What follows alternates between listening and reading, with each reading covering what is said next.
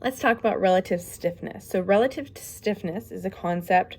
It's really important when we're looking at mobility around joints.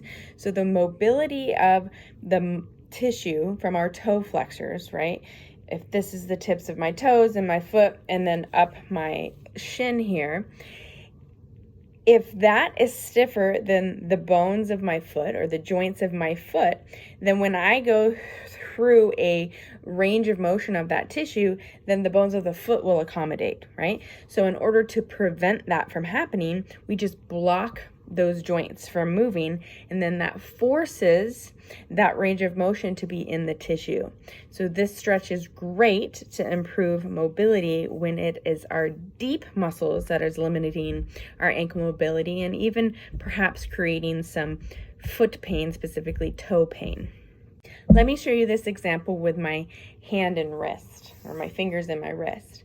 When I go into finger extension on this side of my body, I have to accommodate by dropping these down and even extending my wrist a little bit, right? It's because the relative stiffness of my forearm flexors are more stiff than the bones of my hand. On this side, you see the totally different relationship, right?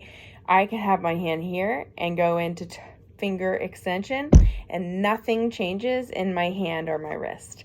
This is a good relationship between the stiffness of the bones and the stiffness of the tissue, right? So it means that when I actually go to add a stretch, I will feel the stretch in my fingers and my forearm, as opposed to here when I add a stretch, I just feel all the strain in the joints.